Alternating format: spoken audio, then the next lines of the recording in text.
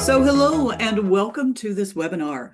Thank you for joining us today. We will be talking about AI usage and your data and what that truly means as far as the implications of incorporating that in higher education. Now, Tom did a fantastic job in introducing all of us as presenters in the Zoom room. Again, my name is Fatenah. I'm an instructional designer with Orbis, and I'll pass it on to my co-presenter. Please take yourself off mute. Going to move to the next. I'm at Crosslin. Okay, Karen? I'm Karen. All right. So all of us are instructional designers in some form or fashion, but Matt, you have the additional role of looking at things from a faculty perspective. So we'll be tapping into that as well. So let's take a look at what we'll be covering in our agenda. So we'll definitely start with our data permissions and usage. We'll take a look at data storage. Where does the data go? And then finally, because we're in the educational space, we'll take a look at data and FERPA. Now, with all of the AI tools that are out there, we are going to talk about a lot of this in general. We are going to be concentrating on ChatGPT. Okay, Matt, start us off as far as the data permissions. Thank you. Sorry, I was confused earlier. All right. Yeah, so keeping up with the data permissions and usage for a chat for various tools can be confusing at times. And a lot of that is because they are constantly evolving, because this is kind of a newer area. AI has been around for several decades, but the implementation and speed in which it is being moved into society, into various jobs, has been very rapid over the past couple of years. And it's kind of moved faster than, some of the institutions as well as the laws can keep track with. So there are things that are constantly evolving. So what I can say is I will talk about where it is now. But the thing we can just please encourage you to do is to constantly check and see whatever tool you're using, what the current standards are, what the current laws are, wherever you live, and those kind of things, because they are going to change over the next few weeks even, and definitely over the next few years. In addition to this, there's also a lot of mistrust out there for some of these companies like OpenAI. They might have seen a couple of articles recently in the news where OpenAI themselves admitted that the hallucinations that their AI has are increasing, and they don't think they're going to be able to fix it. And there was even an article in Rolling Stone where there are some of the ChatGPT responses are getting to lead people down very unusual paths with in breaking up with their spouses and seeing spiritual aspects into the response. And when these users try to tell ChatGPT to erase all of the past information and to start over with a fresh slate, they still got some of their old information still somehow came up. So because of things like that, people aren't always trusting the parent companies like OpenAI to keep their word about what they say they're going to do with the data, even if it is specifically spelled out in the terms of use. And then another thing to keep in mind is that there are differences in permissions and data uses between free versions of things and various paid versions of tools like the Pro, Plus, Team, Enterprise, and things like that. So just because you have certain permissions and certain standards with the free tool to use over here, if you start paying for it, it may be different. And so you do want to pay attention to what is going on there and realize that you do get better data protection and permissions with the paid versions in most cases. Now I can move on to the next slide. Thank you. So like Fatenah said, we're going to focus on ChatGPT today. And so I took a look recently at the data permissions and usage agreements for ChatGPT, the free versus the paid version. For data retention, as far as what they do with that data once you've entered something in and it's been processed by the chatbot or whatnot, in ChatGPT, free and most paid users can delete their chat history anytime, or ChatGPT by default will delete it after 30 days, unless they have a reason to keep it. And you'll find this all throughout, your typical terms of usage where they have all these conditions and things where they have the right to basically change it at any moment if they want to and say, well, we might have a problem here, so we're going to keep looking at it. And like I said, there have been reports that some people have told ChatGPT to delete their data, and then specific things like maybe a name they gave themselves or a certain concept that they put in there to filter all the responses through still shows up later somehow, even though it was supposed to have been deleted. So this is what they say, but in practice, it may be something different. Now, then, if you're an enterprise user for ChatGPT, you have a little bit different rules, according to what they say, at least, that you can have a custom data retention window. What that means is you can say, hey, I want all my data to be deleted after a week, or hey, I want it to stick around for 6 months. It could depend on your company policy. Of course, as an enterprise user, your company is paying a lot for you to be able to use ChatGPT, so that's just one nice feature that they give you there. And for all users, though, something to keep in mind is that in some cases, your data may be shared with third-party services, or even humans may come in there and view it. OpenAI is a bit vague about when this may happen. Again, they're just wanting to kind of reserve the right to go in there and do whatever they want to with the data if they think that maybe you're abusing the system, or if they think that you're causing problems with others, or if you're doing something they don't like.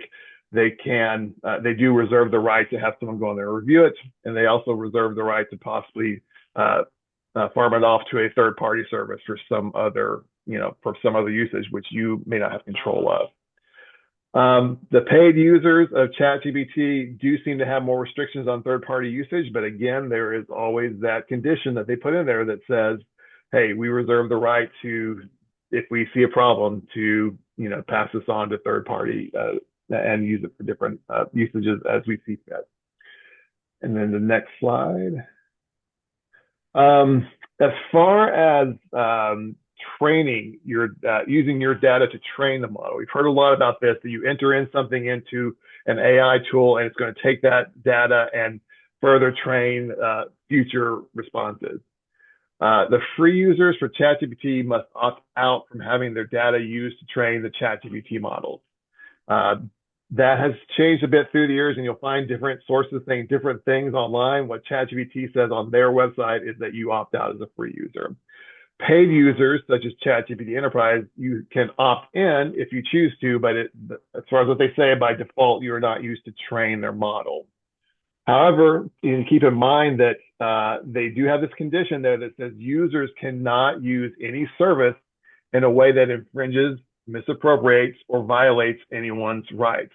We'll go into this a bit further, but if you think about what this means for copyrighted material of any kind, like your publisher's content, stuff from your school, your students' assignments, stuff from other faculty has sent you, basically that's saying they have covered all those entities, the publishers, schools, students, faculty, they have copyright, they have copyright rights over their stuff, and you don't necessarily have rights to upload that without their permission. But we'll talk about that also a little bit later.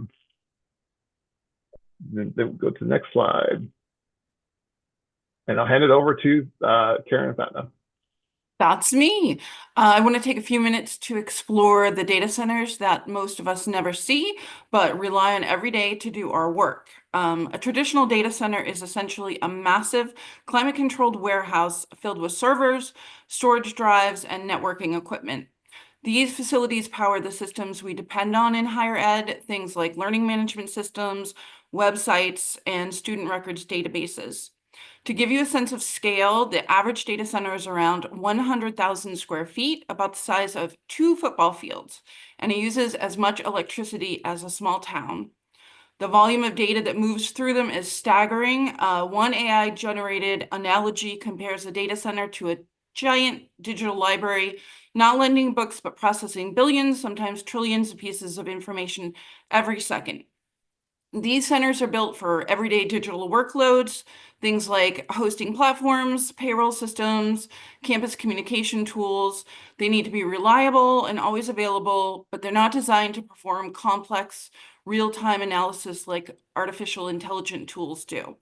Let's take a look at what one of these traditional data centers look like. We're going to go ahead and play the server room clip.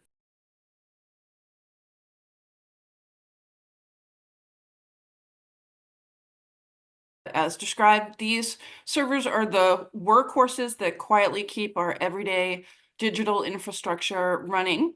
I'm going to hand it over to Fatenah to walk us through how data centers evolve when artificial intelligence enters the picture and what that means for platforms like ChatGPT. Fatenah. Thank you, Karen. So when we think about the difference between the traditional data centers that we just reviewed and an AI data center, we have to think back to the analogy of the traditional center as a library. With an AI data center, within this library, we have this supercharged research lab. And the workers within this research lab, they do more than just handing out information. They're analyzing, they're comparing, they're learning, they're spotting patterns, and they're making predictions all in real time. So when we think about an AI data center, the footprint is much larger compared to those two football fields that we mentioned earlier. There's more specialized equipment.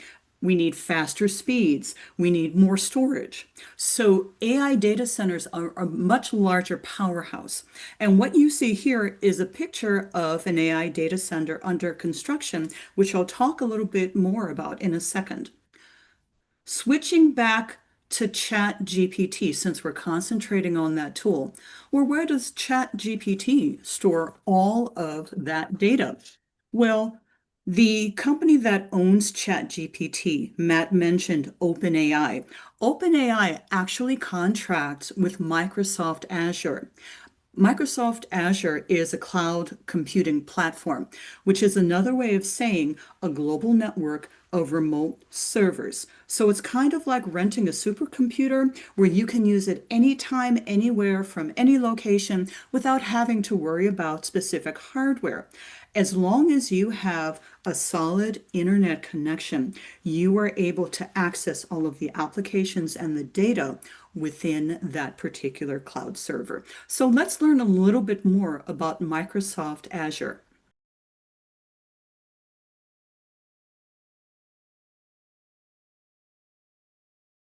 This is an image that I actually took of a Microsoft Azure data center under construction. This is about 15 minutes north of my home, and they're building not just one Azure data center, they're building 4 within the same location. So this gives you an idea of how quickly these data centers are popping up in order to meet and feed our AI usage capabilities. Now, this is all great as far as background information, but let's pull it back to the educational perspective. Let's think about FERPA and our data. So, a reminder for FERPA, it's a federal law that allows the adult learners that we service access to their educational records. They're able to amend incorrect information, and they're able to control any disclosure of personal identifiable information from their educational records. So our adult learners, they have a say regarding their records. Well, with respect to our AI discussion here, the first thing we need to think about, what are the data privacy risks? If our faculty are processing assignments, if we're putting publisher tools in there, all of that information, as Matt mentioned, that's copyrighted. But our student data, our student assets, that's all protected under FERPA. These AI tools may store that data and use it to continue to train. We also may have an issue with data compliance. How are these tools actually protecting their data? How are they protecting it from potential hacking? That can compromise our student data and also privacy. Another thing to consider are the data hallucinations that Matt alluded to earlier. AI may give an output that includes all of these inaccuracies that may impact student educational records. So we have to think about the data privacy risks. The other thing we need to consider is the consent and the transparency.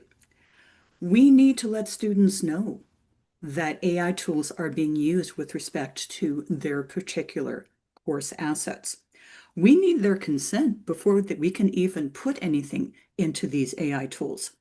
Now, some people may say, well, if we remove identifier information like the student name, that should be okay.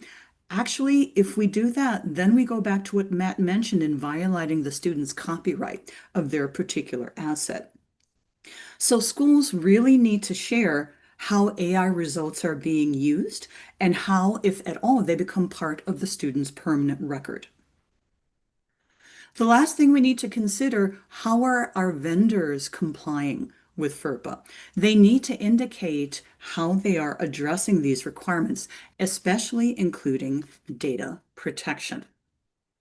So the case that our group has heard the most is a number of faculty uploading student work into AI to either analyze or grade or assess.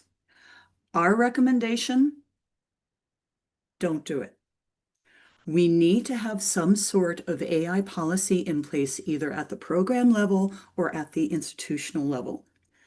We need to have transparency from the AI company as far as how they are addressing FERPA. And lastly, we need to make sure that we have the student consent in order to use AI in this fashion. Now, I like to think of it as to have all three layers in order to have ethical use of these AI tools. Student consent is not enough. And Matt, I'm going to put you on the spot for a moment. From the faculty perspective, explain to us why student consent is not enough in using these AI tools. Right, because the thing that people have asked us through the years is, or recently, is that, if I just ask the students to, if I can put their stuff in AI and they say sure, is that enough? Unfortunately, as we talked about with the problems with AI, with the vague terms of use, with the fact that they could send it off to a third party that you don't know who it is. They could have a human looking at it that you, again, don't know who it is. You bring all these people in there that would be in violation of FERPA to look at it.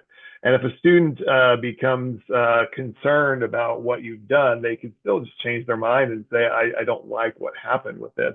And there's no institutional policy in place about the way that you're going to view AI usage in the courses. They could very easily bring some type of lawsuit against you for putting their work into AI, even if they've given you consent. If it turns back something that they feel was biased against them, if it turns back something that had inaccurate information in it as well, they could take issue with all these concerns and take legal action with that. So again, we would just say that because of the problems with AI, it's probably best to avoid loading your student work into anything like ChatGPT. Thank you, Matt. So the question may be, okay, where do I start? What's next? How do I even begin to address all of these issues and challenges? Well, one of the things that we recommend is think about a potential program or even institutional policy. We really want to start there first because that's going to guide the work between faculty and students. And once we have that information, it may really be beneficial to think about how are we going to train everyone on ethical and adequate use of the AI tools. Not only from the faculty perspective, but we also want to guide our students. One article that we ran into, and I will share the link to this article in chat. There are a lot of people out there that are starting to advocate for what are known as AI assessment scales. So this is an example of one scale where the individual rates the level of AI usage within a particular course, within a particular program. So this particular AI assessment scale ranges from no AI whatsoever all the way to full AI, have at it, you can use it. Now, again, it depends on your institution once they come up with a policy, but it also may depend on a course. If you're teaching a creative writing course, would you really want students to use your AI? Those are questions that you have to think of as you are addressing your policies. So let me quickly grab this link. I will put it in chat for those that want it. And Tom will also make sure that that's available to people who watch the recording. But that is one place to start. Another place that you may want to take a look are friends over at the Oregon State University.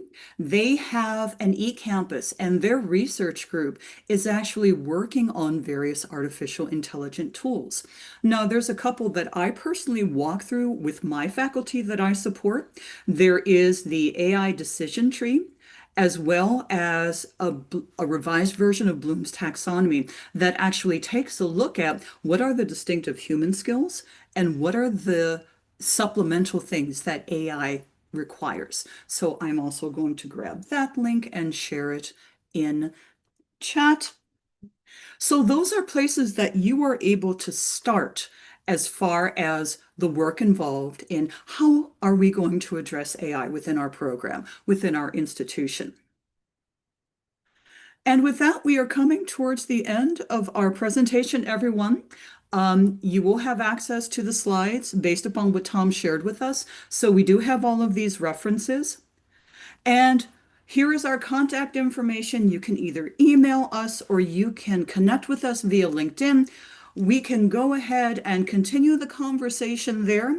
As Matt alluded, this is a moving target, so we want to make sure that we're always keeping up to date with the latest conversations within our field.